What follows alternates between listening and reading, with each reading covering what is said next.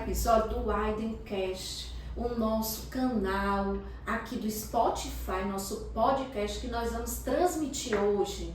E eu tô assim, sem palavras para fazer essa apresentação, porque eu tô muito feliz. Eu acho que as emoções da vida são assim, né? Hoje a gente vai falar do Outubro Rosa, um momento de prevenção, de autocuidado, né? E a doutora Marjorie Mota, ela é uma profissional de muita credibilidade e sensibilidade. Então eu estou muito feliz de ter você hoje aqui conosco, né? Nós vamos poder impactar a vida de muitas pessoas, levando conhecimento, levando carinho, levando assertividade, né? E eu queria dizer que são poucos os profissionais que a gente encontra como você, né? Profissionais que estão ao nosso lado numa caminhada de uma vida inteira, dispostos sempre a ajudar, dispostos a fazer a diferença, não só pelo conhecimento, mas pelo carinho que você se dedica à profissão. Então, assim, seja muito bem-vinda. É um momento de reconhecimento. Às vezes a gente tá sempre junto uma vida inteira e esquece de dizer o quanto as pessoas são importantes, né? Olha, a doutora Marjorie, ela é importante para a minha vida, da minha família e de milhares de pacientes que ela faz a diferença. Sabe aquela pessoa que sempre vai ter um horário disponível? Às vezes ela nem almoça, gente. Eu sei que isso pode parecer simples, mas naquele momento que você precisa, a gente sabe que ela vai estar lá à disposição e vai falar com o coração, que vai estar do nosso lado. O que acontecer, ela vai estar do nosso lado. Então é um profissional, né, que são poucos.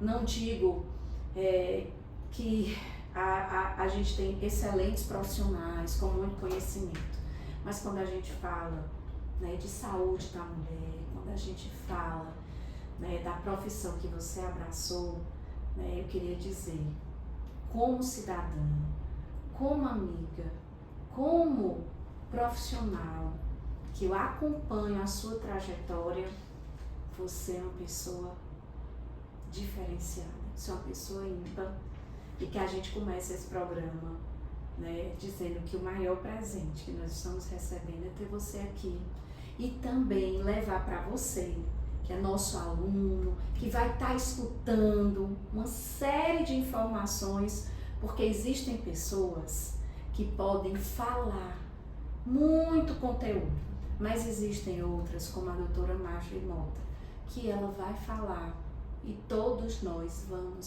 seguir, porque ela tem credibilidade, ela sabe o que ela está falando, ela é uma pessoa que tem uma história de vida profissional de tirar o chapéu, né? Seja muito bem-vinda. A nossa médica, formada pela UFC, tem residência em ginecologia e obstetrícia, na maternidade escola, Assis Chateaubriand, título de especialista em esteroscopia e especialização em gestão de saúde. Doutora Marjorie, sinta-se em casa, porque para nós que somos da Widen, nós sentimos a sua presença como sendo parte da nossa família do conhecimento. Eu queria agradecer imensamente o convite da empresa e também um convite pessoal da Ana Flávia. Eu não tenho nem como agradecer essas palavras que são exageradas, mas que eu recebo, porque tudo que vier assim de bem pro coração da gente, a gente tem que receber. E eu recebo com muito carinho, muito amor, muito afeto. Esses elogios que ela dizem, que ela falou aí, faz parte de uma carreira de mais de 30 anos. Então a gente faz a faculdade, entra de um jeito na faculdade, sai de outro. Faz a residência, entra de um jeito, sai de outro. Aí começa a vida profissional. Essa que realmente modifica a gente, porque ela modifica dia a dia. E hoje, não vou dizer que eu estou no meu melhor, no meu mais perfeito estado de pessoal, mas eu estou num momento muito lindo da minha vida. Então é um momento muito querido pessoal e um momento muito querido profissional. Doutora Marjorie, a gente já queria falar um pouquinho sobre a sua trajetória E eu queria só reforçar, essa simplicidade, ela realmente é do coração da doutora Márcia, mas ela tem, assim, lastro para ser uma pessoa, né, que tem uma bagagem de conhecimento e de amor ao próximo. Eu acredito que existem características que são peculiares dos profissionais que se destacam. Você tem conhecimento, mas você tem o amor. E tudo que é feito com amor e dedicação faz a diferença na vida das pessoas. Um olhar, uma fala, uma tranquilidade, uma atitude. Vocês acham que às vezes ela não cobra a atitude da gente? Cobra. Você está se cuidando? Quantas vezes eu olhei para ela perguntando se eu estava me cuidando? E eu vi que eu estava mais ou menos me cuidando. E eu saía de lá com esse puxão de orelha, feliz, porque eu ia me cuidar. E é por causa disso que eu estou aqui, no Outubro Rosa, dizendo que o maior presente foi ter você aqui. Porque você incentivou a milhares de mulheres com a sua fala, com a sua mensagem, com o seu WhatsApp. Chega um WhatsApp, para tudo, o que é que a doutora Márcia está precisando ou o que é que a gente vai ter que fazer, porque ela realmente pode mandar e desmandar, não só na minha vida como ser humano, mas na vida de vários profissionais, na vida de várias pessoas que ela impactou positivamente. Eu lhe agradeço de coração. Receba os elogios, porque eu estou sendo aqui, é pouco, eu estou falando nem a metade do que você merece. Porque realmente esse nosso Widencast, para falar de um tema como o tema do Outubro Rosa, tem que ser com uma pessoa especial como você, que fez a diferença e faz na vida de todas nós, principalmente no cuidado. Eu acho que o cuidado não é o mimimi, o cuidado é a fala com sinceridade, porque vem do seu coração. E eu queria que você compartilhasse um pouco essa sua trajetória, porque tem muita coisa bonita para a gente saber. Eu tenho vários alunos que estão aí de repente na dúvida de qual a profissão, mas na dúvida de como se apaixonar pela sua profissão. Quando a gente faz uma coisa com paixão, quando a gente faz uma coisa com brilho no olhar, a gente às vezes faz escolhas, né, que pensa assim, poxa, eu estou abrindo mão da minha vida pessoal por um propósito. Você é uma profissional da área de saúde, uma médica que tem um propósito de vida. E para mim você está sempre no seu melhor momento, cada vez melhor, porque a sabedoria, ela existe e cada vez você está adquirindo não o conhecimento, mas eu diria sábia. Para mim você é uma mulher sábia, uma mulher que tem vivência, que tem experiência e que sabe o que realmente é importante para cada um de nós. Beijo no seu coração. Namastê. Fale da sua vida, que eu sei que tem então tanta vamos lá. coisa. Tu quer da minha vida profissional, como é que eu cheguei aqui? Isso. Então vamos começar lá no vestibular. É bem interessante essa conversa do vestibular. A minha geração, a gente tinha uma angústia muito grande de sair de casa, né? A gente queria ganhar dinheiro e ganhar o mundo. Então, e naquela época a gente fazia vestibular assim, a gente se inscrevia, mas a gente chegava lá no PC, me lembro que eram as banquinhas lá, e escolhia qual era a faculdade que a gente queria fazer. Então eu tinha duas opções na vida. Eu tinha a que eu queria de coração, que era medicina, mas tinha um problema. Eram 6 anos, mais 2 não sei de quê, mais não sei o que, quer dizer, daqui que eu chegasse para ganhar dinheiro, eu ia passar o resto da vida morando com meus pais. E tinha outro que estava na época, na moda, que era, ai meu Deus, como era o nome? Negócio de computador. Eu esqueci o nome aqui, temporário. Ciência da computação? Não, era um nome mais comum, processamento de dados. Processamento de dados, que eram 3 anos, rapidinho, você fazia e já estava no mercado de trabalho. Então eu sei que eu fiquei muito tempo lá no PC, eu rodava de uma banquinha para outra, de uma banquinha para outra, igual uma doidinha. Aí eu disse, sabe uma coisa? Eu vou fazer o que eu quero é ser feliz. Aí fui para medicina, fiz medicina, passei no vestibular, da Federal, realmente só tinha na época a Federal aqui. E comecei a fazer a faculdade, né? Claro, comecei a faculdade, Naquela época a gente tinha um currículo muito diferente. Você vê que eu estudei cálculo, gente. Por que eu queria aprender cálculo, fazer medicina? Eu não entendi até hoje. Aí, graças a Deus, tiraram. Então, os primeiros semestres não foi tão motivante, porque realmente eram umas cadeiras chatas. Mas depois não, depois ficou bem interessante. A turma era muito boa, a turma era muito legal. A gente se reúne até hoje, se vê, briga, não briga, faz as pazes, mas a gente se dá muito bem. Já vão mais de 30 anos. Então a faculdade transcorreu muito bem. Na época eu fiz monitoria, passei em monitorias para poder a gente circular. E também que a gente precisava, e é necessário em todas as faculdades, e na medicina é muito interessante ter, enriquecer o currículo. Então a gente fazia monitoria, participava de congresso, participava de trabalho. Terminou, eu fiz prova para residência médica, que é para escolher uma especialidade. Aí eu queria uma especialidade cirúrgica, eu realmente queria uma especialidade cirúrgica. Aqui eu vou ser bem sincera, porque eu não preciso mentir. Eu queria fazer cirurgia geral. Só que eu entendia que o mercado de cirurgia geral naquela época, ele era muito difícil para o feminino, muito difícil. A população não entendia uma mulher operando. Eu ia ter que brigar com a metade do mundo. E cansa a gente brigar por espaço. Aí eu digo assim, menina, eu vou brigar menos. Eu vou para um canto onde eu faça clínica e eu faça também a cirúrgica, ginecologia e obstetrícia. Eu gostava de parto, eu gostava de operar e gostava de conversar com o paciente. Então eu digo, e tinha passado em alguns locais que fiz prevenção e achei interessante. Aí fiz prova, passei na maternidade. Na época eu me lembro que eu passei no HGF e passei na maternidade. Aí lá veio outra dúvida, eu vou para um, vou para outro, vou para um, para outro. Eu disse, não, eu vou para a maternidade. Aí fui para a maternidade.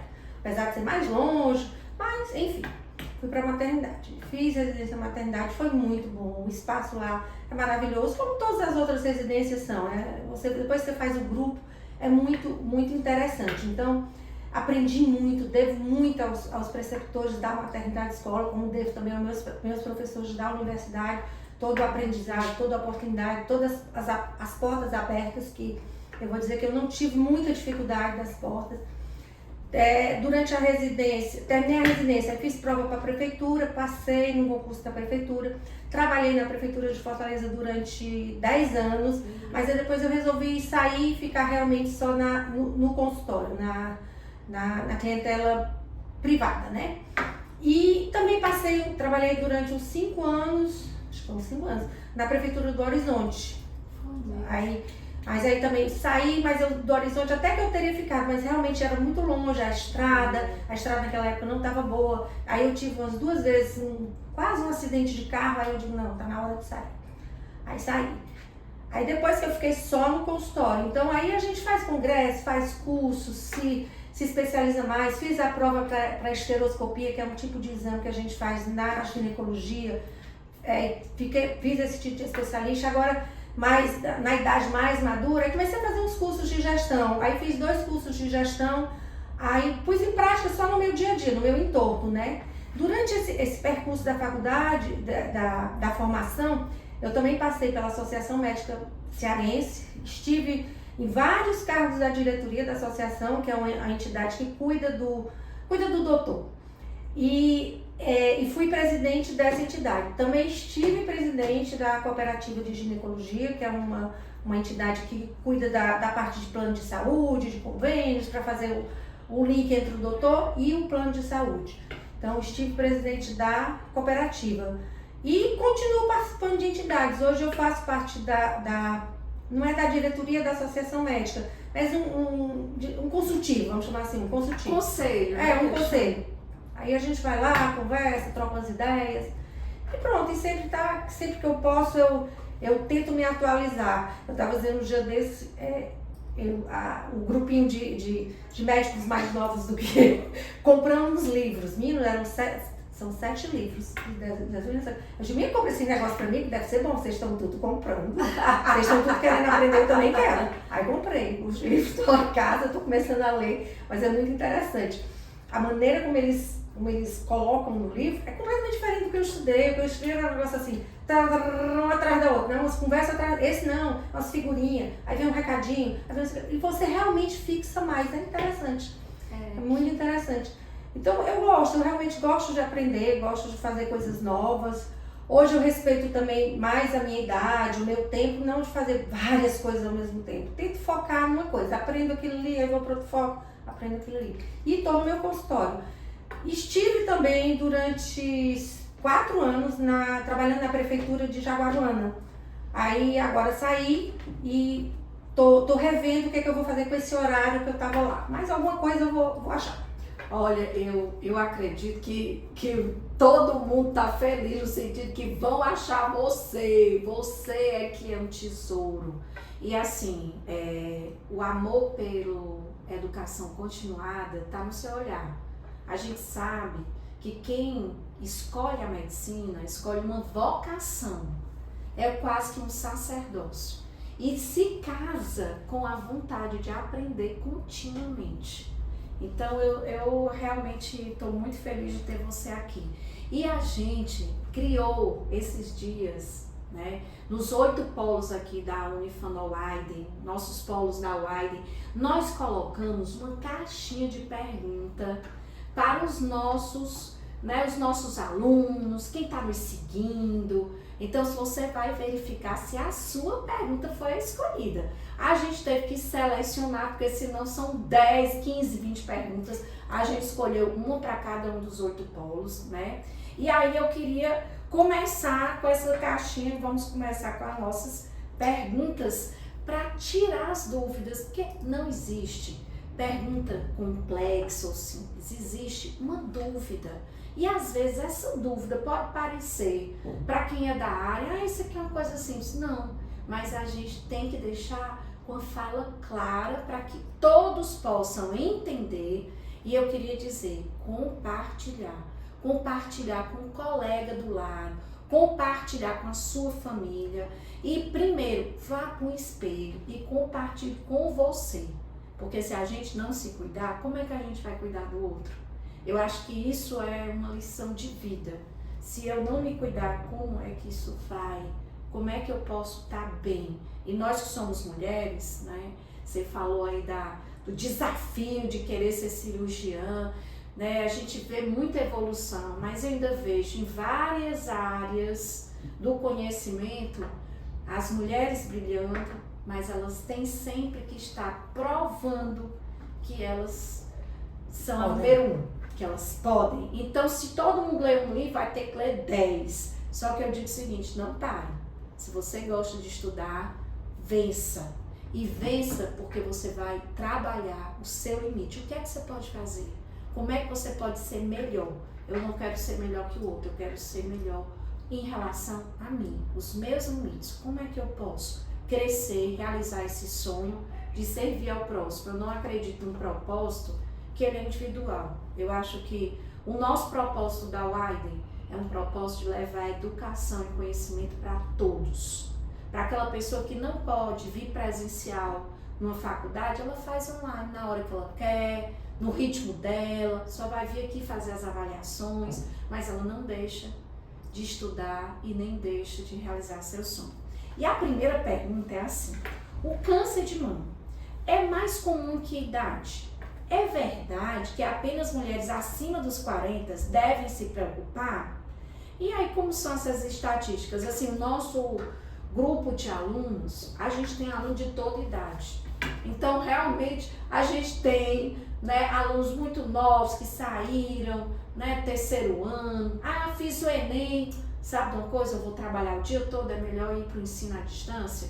E vem pra cá. E tem gente que tá indo, vou realizar meu sonho, sabe de uma coisa? Fazer design de interiores, vou fazer design gráfico, vou fazer história.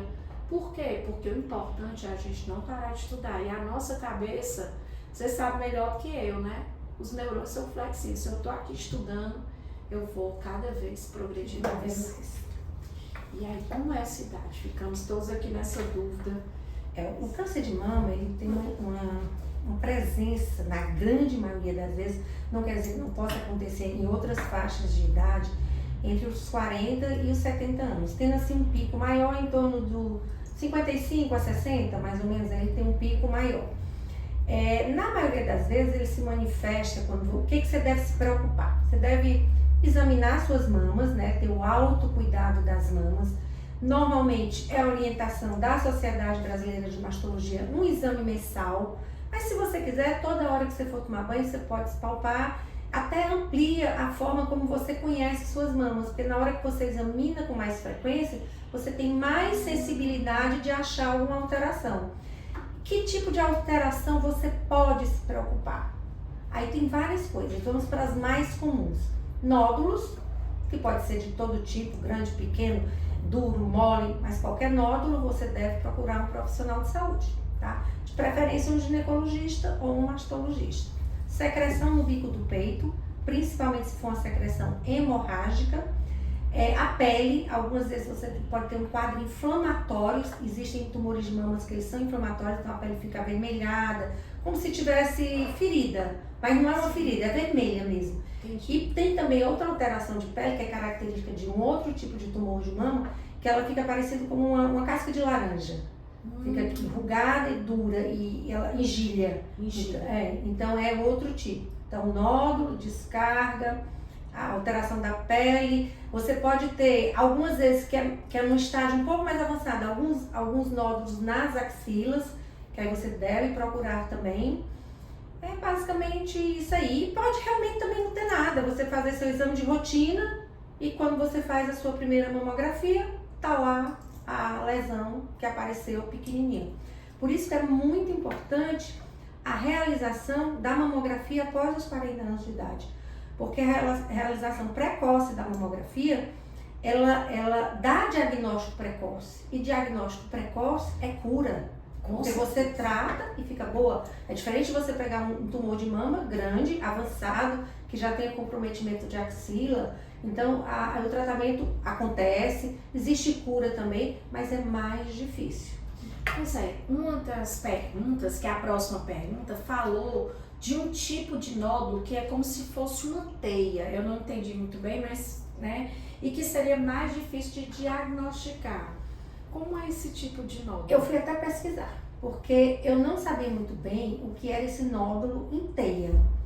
Aí eu fui olhar, fui atrás de ver o que é. É uma figura radiológica, é um laudo de radiologia, que eles nem usam mais hoje, é um laudo antigo, né? Sim. Talvez a pessoa tenha ouvido falar ou recebeu algum laudo, não sei. Mas é uma imagem tipo teia.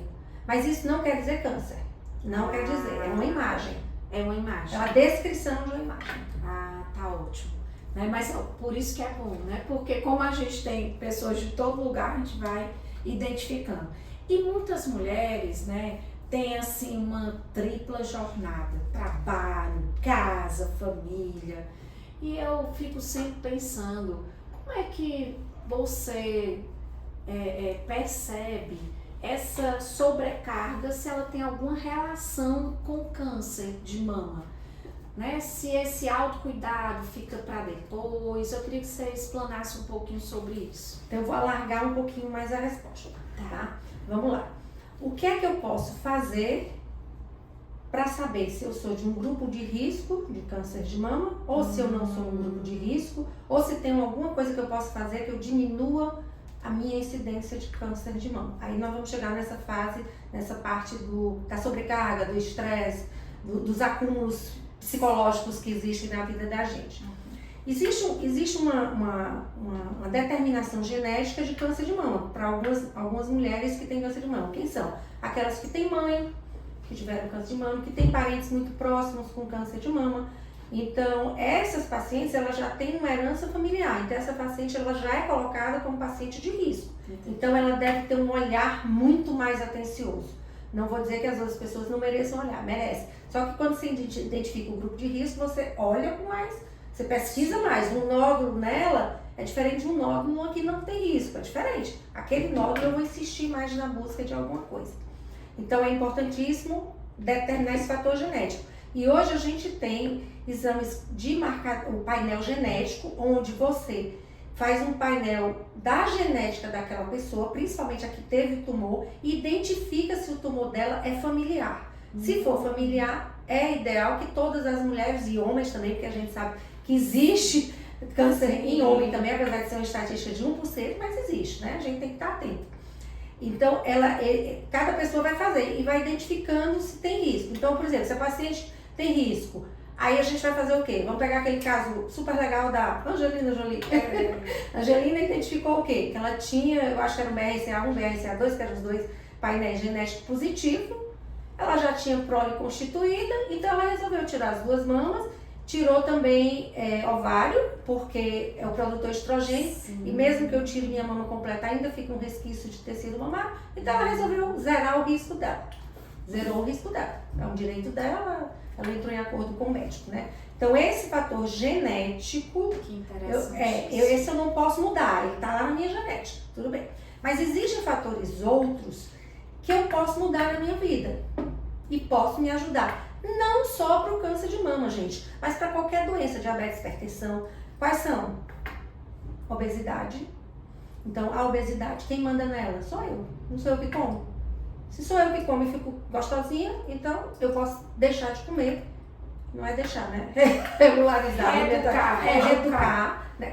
Comer coisas boas, comer fruta, verdura, fazer uma dieta adequada, né? Adequada para o meu estilo de vida. Pode tomar um cafezinho, né? Também. Mas a cafeína tem que ter cuidado com ela.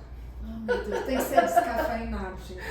Aí, então a manutenção de um peso, que seja um peso adequado para você, é o ideal, tá? Existe uma tabela de pesos, se você quiser seguir, você segue. Mas também você pode ficar um pouquinho acima, um pouquinho abaixo, se for do seu gosto, não tem problema. Sim. Você não precisa ficar aquela mulher que desfila aí nas passarelas, não, tudo magrinha, não. Você pode ficar um pouquinho mais rechonchuda, mas não pode ficar obesa, não pode ficar com obesidade, porque a obesidade traz problema e no caso do câncer de mama ele aumenta e é uma das coisas que os mastologistas têm batido muito agora, é nessa história da obesidade, né? Porque a gente tem visto muito câncer de mama em mulheres de peso elevado, né? Aí, que mais? Cigarro, parar de fumar, né? Tudo. Bebida alcoólica, aquela coisa de beber todo santo dia, que a gente acaba nessa fase de idade, a gente tá aposentada, tá saindo mais, tá se divertindo mais com as amigas, é um vinhozinho todo dia, tem que ter cuidado, infelizmente tem que ter cuidado. Peso, cigarro, bebida, atividade física tem que fazer, já foi provado que a atividade física melhora a qualidade de vida e diminui a incidência de várias patologias, dentre elas câncer de mama, né? E o último seria o estresse. Isso aí eu queria descobrir exatamente qual é, né, o milagre, porque assim a vida, a atividade física, gente, penso em desafio, mas eu tô há 2 meses que eu me disciplinei e eu tô fazendo atividade física de segunda a sexta e eventualmente fim de semana, 3 dias de pilates, 2 dias de academia. Aí eu chego lá com vontade, Senhor, isso aqui é para a minha saúde. Aí eu encaro. E bem cedinho da manhã logo, 6 horas da manhã, que é para poder eu não fugir. Porque senão você vai sempre ter uma desculpa. Mas cada pessoa tem um jeito, né? Às vezes a pessoa é mais da noite, faz atividade à noite. O importante é que a gente tenha isso na nossa mente, né? E é muito importante também, por exemplo, que você ver uma atividade física que lhe dê prazer. Porque o que não lhe dá prazer, uma hora você sai, você troca por qualquer outra coisa que lhe dá satisfação. Mas eu criei uma estratégia. O que é que eu fiz? Eu adoro ver filme. Gente, olha, eu adoro ver filme. Aí eu baixo o filme, vou lá pra bicicleta, boto o filme e aí pedalar 40 minutos é ótimo. Porque você tiver uma série que você gosta, você vê um episódio, pronto. Ou um livro que tem uma bicicleta lá que dá pra ler. Porque quando eu fui para a Estéreo, eu levei uma queda, assim, quase uma queda, aí já era perigoso. Eu disse, não, mas eu achei aqui uma bicicleta. Aí você queima as calorias, você relaxa, né? Tornou a atividade prazerosa.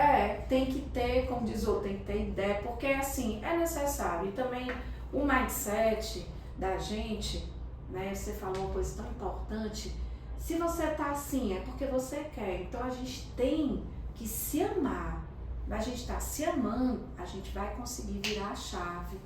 E é muito melhor a gente prevenir do que a gente ter que enfrentar um desafio de vencer um câncer de mama, porque é possível também. Mas é um peso, é algo desafiador e é algo que realmente, se puder ser evitado ou diagnosticado precocemente, a gente vai, as pessoas, né, vão conseguir ter um resultado melhor. Verdade. E lembrar que a gente tem profissionais que podem ajudar a gente. Se a gente tomou uma decisão, claro que o profissional não pode tomar decisão pela gente, Mas se eu tomei a decisão, tá? Eu tô com meu peso acima, eu tô obesa, tá qualificada como obesa, eu tô precisando emagrecer. Você tem nutricionista, você tem endocrinologista que pode lhe dar suporte, tem psicólogo, que às vezes é importante. Sim. Porque a gente às vezes tem a compulsão de comer. Eu, por exemplo, quando eu tô estressada, sai de baixo. Eu morro de comer. Então, tem que ter um psicólogo às vezes para segurar essa onda, porque é um vício. Não é um vício como qualquer outra coisa. A gente precisa se reeducar física e mentalmente para fazer aquela jornada de emagrecimento. E que não seja nada brusco.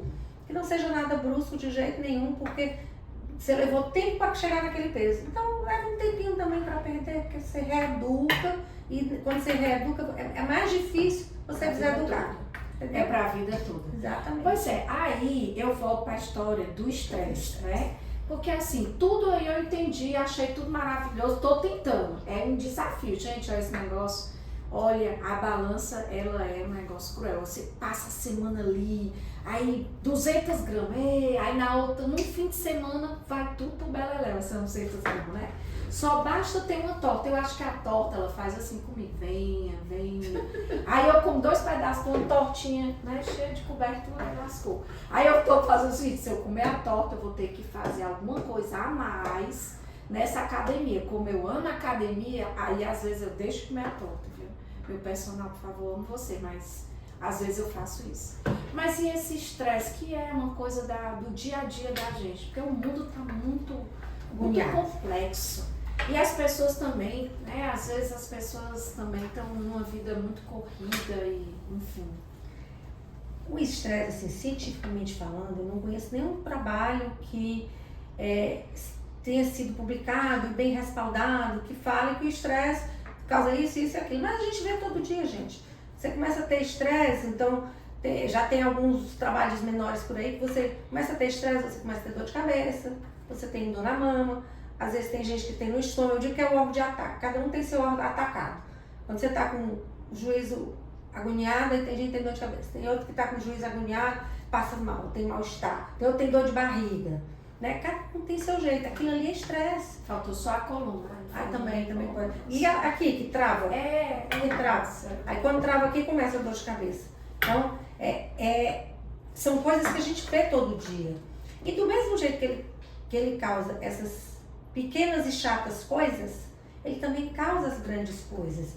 Às vezes, se você conversar com as pessoas, por exemplo, se você tiver uma amiga que teve câncer de mama, vamos lá. Aí tu conversa com ela, o que aconteceu no último ano dela. Boa parte delas tiveram algum episódio de dor psicológica. Passaram por alguma coisa, por algum perrengue. Então, aquilo ali deve ter acordado alguma célula, deve existir alguma coisa que vá ligar isso aí no futuro. Então, como a gente já sabe que existe, gente, vamos tentar um jeito de lidar com esse estresse. O estresse ele não vai deixar de acontecer. Não é fácil a gente conseguir fazer o que eu vou falar aqui, tá? Nem eu consigo, tá? Eu acho que muita gente consegue porque o povo fica terapiado, mas eu ainda estou no caminhar desse negócio. O estresse ele existe. O que é diferente? Como é que eu vou ver ele? Como é que eu vou lidar com ele? Mas a existência dele eu não posso tirar ele da minha vida. Eu posso tirar o quê? Posso tirar meu trabalho? Não. Eu posso tirar assim, bem ali eu sei que tem um buraco na rua e vai me estressar. Aí eu posso pegar outra rua, tudo bem. Mas o meu trabalho eu não posso. Eu posso tirar o núcleo familiar, que às vezes eu me estresso com o núcleo familiar? Não posso. Eu posso tirar as amizades, que às vezes eu me estresso com as amizades? Não posso. Eu posso acabar com a guerra lá em Gaza? Não posso. Mas me estressa. Eu assisti televisão, aquilo ali, me dói ver aquelas crianças morrerem. Então, existem trilhões de coisas que eu não posso, mas eu tenho que ver como é que eu posso lidar com aquilo ali. O que é que eu posso fazer para que aquilo ali chegue e eu consiga ver de uma forma diferente e não fique com ele entalado aqui dentro de mim. E a gente procura as coisas terapêuticas, a gente não pode deixar. O exercício é terapêutico. Sair com os amigos é terapêutico. Dançar é terapêutico. Cantar é terapêutico. Fazer terapia é terapêutico. Tem que fazer, gente, terapia. Ler, clube do livro, eu amo. Pessoal, fazer grupo de amigos, é bom demais fazer clube de livro, é bom demais. Bom demais. Ir pra missa, e quando eu falo ir pra missa é porque eu sou católica, mas quem é de outra religião vai para os seus cantos. Procurar essa coisa da religiosidade, porque ela engrandece o espírito da gente.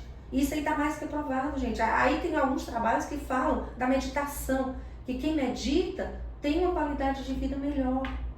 Então, por que não que a gente não aprenda a fazer? E meditar, existem várias formas de meditar. Você pode meditar de qualquer forma, desde que você... O que é o meditar? É parar para se respirar. Vamos falar assim, você se respira. Aprender a respirar, que é uma coisa super importante. Todo canto que você vai fazer terapia, o povo manda a gente respirar, respirar, respirar. E é uma verdade, quando você aprende a respirar, você aprende a relaxar. É tão interessante você falando do respirar. Eu faço Pilates. E uma das bases do Pilates não é só a flexibilidade, força, enfim, mas é a respiração. Então, muitas vezes a gente tem que refazer o exercício porque você tem que ter a respiração profunda e aquilo já vai te aliviando. E assim, o equilíbrio é que eu acho que é o nosso maior desafio, porque você vai ter o estresse, mas você vai ter que ter atividades que não te estressem, lembranças positivas, para você poder fazer esse equilíbrio.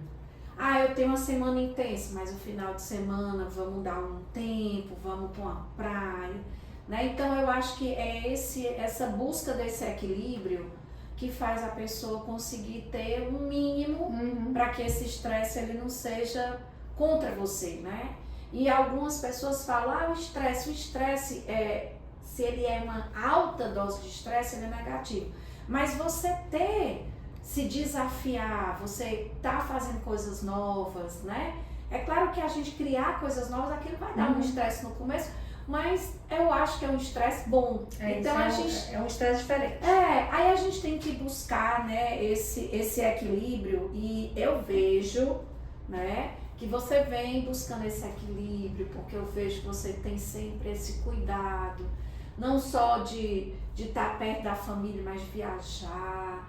E esse equilíbrio eu acho que faz assim tudo na vida e passa essa tranquilidade, né? Porque se o profissional está muito estressado, quando você vai buscar ajuda, como é que vai conseguir lhe acolher? Né? Então assim, a área de saúde é uma área que por isso a gente chega aqui nessa saúde da mulher de uma forma geral, é uma área em que a acolhida, a empatia, ela é muito importante. Então vocês que trabalham nessa área tem que ter um cuidado redobrado, porque eu entendo que absorve, a gente chega lá, um choro, conta história e tudo tem uma conexão, né? Então você termina o dia, você deve estar assim, vou fazer aqui uma super respiração, porque a gente acaba despejando tanta coisa, se sente tão acolhido. Eu imagino, como é que você faz para... É a meditação, tem um segredo, porque tá cada vez mais gente, mais bonita, mais nova, mais resplandecente. Olha aí, tá demais. Conte pra gente, porque tá todo mundo ali querendo escutar, viu?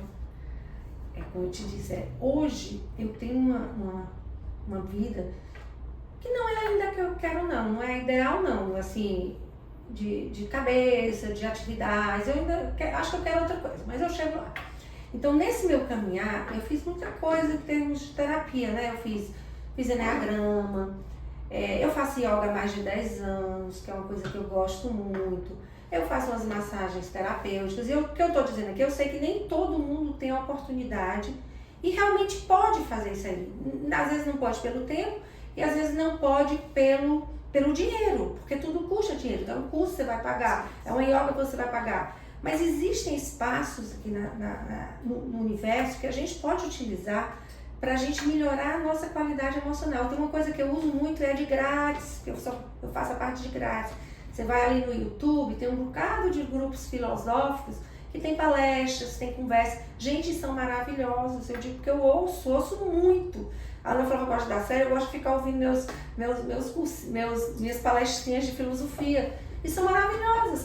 Cada coisa que a gente ouve ali, a gente pode não aproveitar 100%, mas se a gente aproveitar 10% já é muita coisa. Por exemplo, o Widencast da gente, que vai estar no Spotify, você vai lá e escuta. Também vai ter tanta coisa bacana que pode mudar a sua vida. Eu tenho certeza, quando você escutar a doutora Marjorie falando, alguma coisa vai despertar em você a vontade de cuidar de si e de cuidar, para que você possa estar forte para cuidar de quem está ao seu lado. Aí eu gosto de viajar, eu gosto de viagem longe, gosto de viagem perto, gosto muito. Eu acho que a viagem a gente se transporta para algum lugar. Aí às vezes algumas pessoas dizem, ah, mas é porque você pode viajar. Tudo bem, gente, eu posso viajar. Mas existem outras formas de viajar. Você pode viajar dentro da sua casa. Seja criativo. Bota uma mesinha do lado de fora, bota uma toalhinha, bota uma cadeirinha diferente, bota uma florzinha, inventa. E ali você bota até o computador e bota uma viagem, sabe Deus para onde. E cria. A gente tem que ser criativo para a gente sair do sofrimento. Porque o sofrimento ele é muito grande. Aqui a gente tem essa vantagem, tem praça, a gente tem praia, tem praça. Eu sei que o negócio de segurança não tá fácil, mas junta 10 amigos e vão caminhar na praça, que eu duvido que vai ladrão assaltar ninguém, 10 pessoas, vai não. Existe que não vai não. Vocês vão cantando, alegre, satisfeito, aí junta grupo de amigos para conversar. É muito legal, isso aí é que é terapia. E ler, se puder ler, leia muito, porque faz muito bem a alma. Ler faz muito bem a alma. Eu também acredito muito que... Sim, só uma parte, para meu psicólogo não ficar com raiva. Tá. Faz terapia também, viu? Faz mais de uns 15 anos aí. Terapia é fundamental, a gente tem que se conhecer. Eu acho que isso faz toda a diferença. Mas eu também acredito que esse conjunto, às vezes a gente tem várias etapas na nossa vida e aí a gente tem aqui a espiritualidade, né? Não é a religião, gente, é eu acreditar que existe um Deus maravilhoso que está sempre ao nosso lado e que quer o nosso bem. Então, assim, independente, eu acho que a gente tem que buscar essa espiritualidade, esse cuidar interior, é saber que existe um ser supremo e que está movendo tudo. A atitude, ela sempre é nossa. Muitas vezes as pessoas confundem. A responsabilidade de ser bom ou ruim é de Deus. Não. Temos o livre-arbítrio. Nós é que fazemos as nossas escolhas e temos que ter, né, pagar o preço das escolhas. A responsabilidade. Positivas ou não. Mas a espiritualidade, eu acho que ela também abre assim uma outra frente, né, para que a gente possa aliviar esse estresse, a gente realmente saber que tem um dia após o outro, que às vezes esse ritmo tão frenético, para que tanto correr, né, se no final é tudo uma coisa tão passageira, saber que a gente está aqui de passagem. E como a gente está de passagem, qual é o seu propósito? Quando a gente tem um propósito na nossa vida, tudo fica diferente. Eu sou filha de professores, casada com professor, e eu amo a educação. Então, quando você fala, eu vou conseguir passar conhecimento para alguém, ou presencial, ou virtual, ou aqui no Spotify, aonde for, meus olhos brilham porque eu acho que é esse o propósito, né? Quando você fala de conhecimento, eu fico tão feliz porque eu acho que a busca do conhecimento, compartilhar o que você vai aprendendo e desaprender para aprender algo novo, isso faz toda a diferença, né? E aí a gente fala assim, mas tô agora numa fase mais madura. Eu digo, gente, eu acho que a fase mais madura ela é a melhor. Porque a gente começa a tirar uns pesos que a gente vai criando na nossa vida sem futuro e começa a fazer o que realmente é a essência, né? Então eu vejo isso como um diferencial. E queria aqui aproveitar, né, que a gente está nesse bate-papo. Como é que você vê, né, essa mudança tecnológica? Eu vejo tanta gente desesperada agora porque é inteligência artificial, e vou fazer curso de inteligência artificial, e todo mundo estressado. Eu digo, peraí, calma, né? Eu não vejo uma máquina substituindo o homem. Na sua área, como é que você vê essa interação? O que é que você acha que vai ter de mudança, né? Com a inteligência artificial junto com a medicina? Eu fui para um curso e aí o palestrante olhou e disse assim, olha, já tem um robô que é lá da Universidade de Oxford, que ele tem as perguntas para a área médica, que não sei o quê. E eu comigo, gente, será que eu vou querer escutar o diagnóstico de um robô da inteligência? Não é.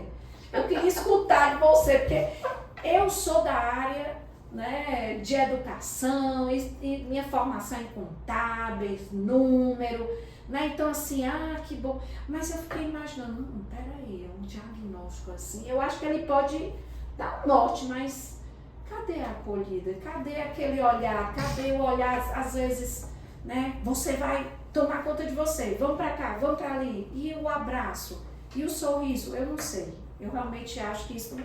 Qual é a sua ideia para a medicina? Eu acho que não só para a medicina, mas para tudo, né? Isso é um grande aprendizado, é um grande aprendizado.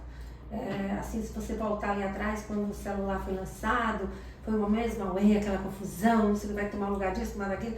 No entanto, a gente aprendeu a conviver com ele e hoje a gente, assim como no computador, o celular, eles são objetos importantíssimos do nosso dia a dia. Até nessa conversa aqui da terapia, quantos conhecimentos eu posso tirar? Eu quero fazer meditação, bota aí, YouTube, meditação, tem lá um monte de vídeo para eu aprender a meditar.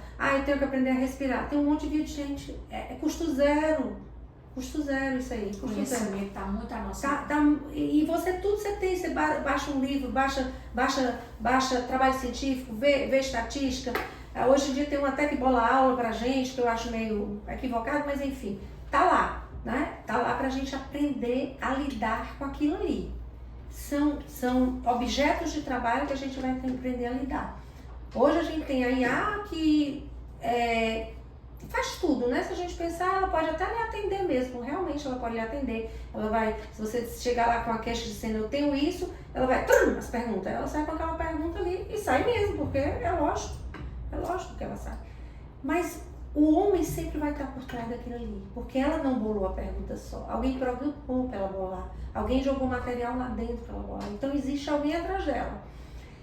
E aquela coisa do humano, que nós humanos gostamos, nós vamos ter um percentual de pessoas que não vão sentir falta do humano, mas nós vamos ter um grande percentual de pessoas que vão sentir falta do humano. Sim. Então a gente vai na minha opinião, né? É uma opinião minha, eu não sei porque eu acho que isso é futuro.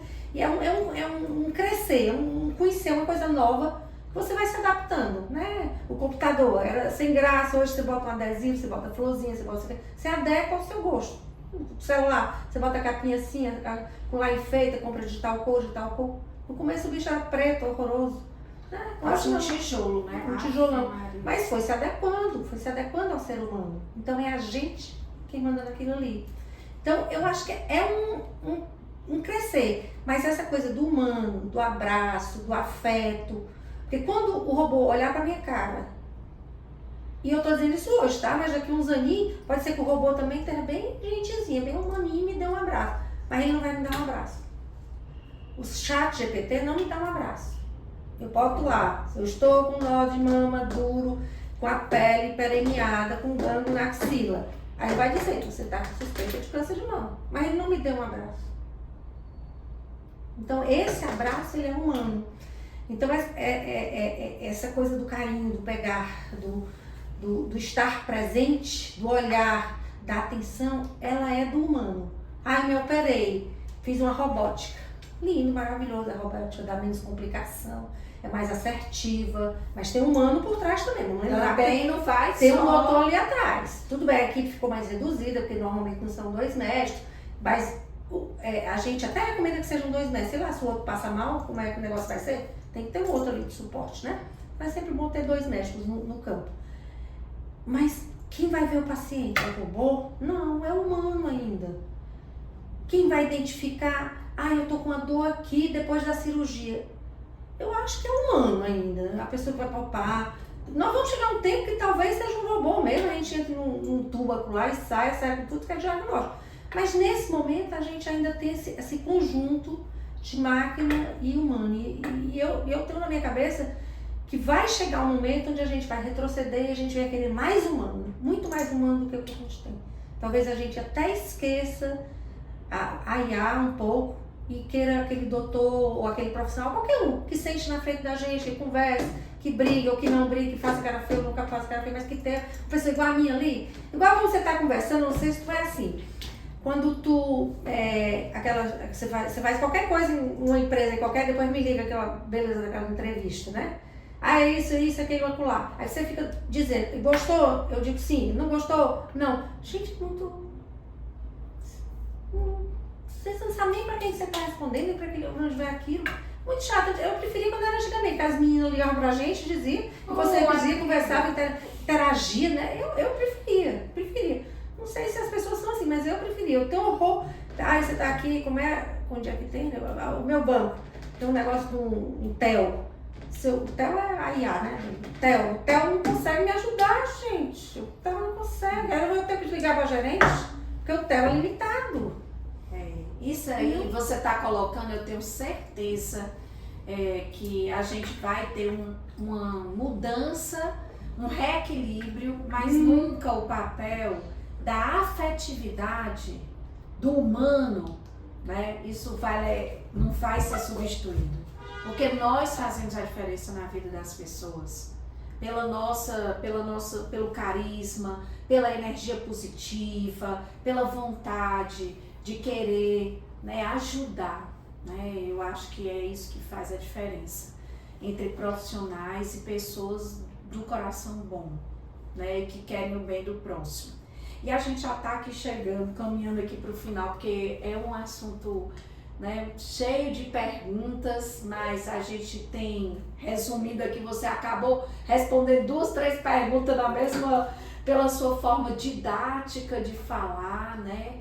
E aí, como a gente está chegando nesse caminhar, eu queria, né, que você falasse um pouquinho, assim, aquela frase final para impactar a você que está escutando, passe para os colegas qual é a mensagem para impactar a vida de algumas mulheres que não estão se cuidando como deveriam, para a gente poder dizer assim, estivemos hoje no Aidencast com a doutora Marjorie Mota e nós temos a fala de uma profissional, mulher, humana, ser iluminado que vai transformar a sua vida para o bem, transformar a vida de quem vai escutar essa mensagem, que eu tenho certeza é com você, aquela mensagem de carinho. Essa é a mensagem do peito. Não, eu acho que vamos falar de câncer de mama. Câncer de mama é um dos cânceres mais importantes na mulher. É importante porque ele tem muito caso e é importante porque ele mata a gente. Então a gente tem que estar dando atenção a eles. Então, ir ao médico, ir ao seu ginecologista ou ao seu mastologista, pelo menos uma vez ao ano, é importantíssimo, tá? Normalmente a porta de entrada é o ginecologista, então você vai ao ginecologista. Se você ou o médico identificarem que na mama existe alguma alteração, um nódulo, uma alteração na pele, uma secreção no bico do peito, não deixe de investigar. Tem muita mulher que encontra essas alterações e fica ou por medo, ou porque acha que é besteira e não vai procurar. Aí quando vai procurar a gente, já tá no outro estágio. Já tá mais avançadinho, né? Aí a gente tem que ter na cabeça, se eu tenho um risco familiar, se na minha família tem câncer de mama, isso vale para os homens também, tá? Se tem câncer de mama, eu lembrar de ver se eu consigo fazer o painel. Hoje em dia o painel é caro, ainda não está no serviço, é complicado ainda fazer. Mas se eu tenho câncer, já vamos considerar que eu seja de risco? Ótimo, maravilha, fazer os exames. Tenho mais de 40 anos, vamos fazer a mamografia. Tem um risco familiar elevado? Conversa com o médico, pensa se não precisa fazer já a mamografia, mesmo que eu não tenha 40 anos, tá? E faça o segmento normalzinho. Normalmente a gente estabelece 70 anos, mas eu acho que você pode fazer até o dia que Deus lhe levar. Você tem que ir para o seu ginecologista conversar. Vou defender minha área. Né? Então, faça o seu exame e esteja no médico. Quarto, né? Vamos lá. Dieta, vamos manter o peso legal. Vamos fazer exercício.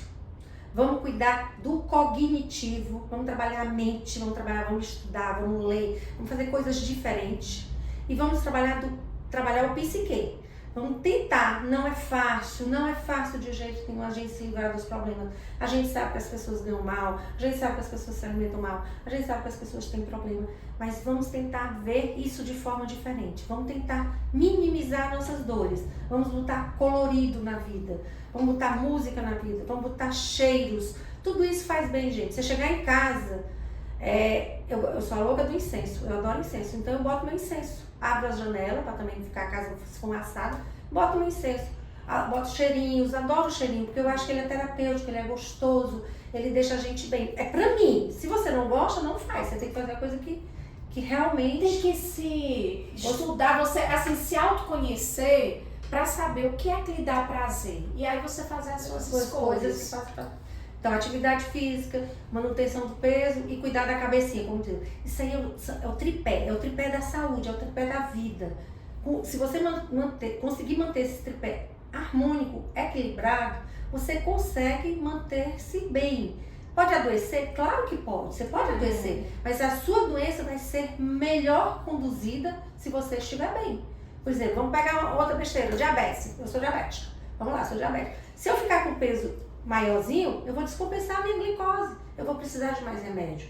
Mas se eu ajudar a minha médica e conseguir ficar com peso regular, eu vou ajudar a minha médica e não vou precisar de tanto remédio. Então, esses 3 pilarezinhos que eu bato muito no consultório, que é o peso, atividade física e de cuidar da cabeça, que aí tem o juízo e o cognitivo. Isso aí deixa a gente bem legal. Então, para o câncer de mama é muito importante. A mensagem final, já que o podcast é de câncer de mama, vamos nos tocar. Vamos pegar nas nossas mamas, vamos conhecer nossa mama. E se a gente encontrar alguma alteração, seja ela o que for, eu examinei o mês passado, não tinha isso. Hoje tem um negócio aqui que tá meio esquisito. É diferente. Procure o profissional de saúde. Procure para que seja examinada. E esse profissional, se precisar, pede exames. Se não, ele vai dizer, não, é bobagem, não se preocupe. Pronto. E você vai curtir sua vida alegre e satisfeita.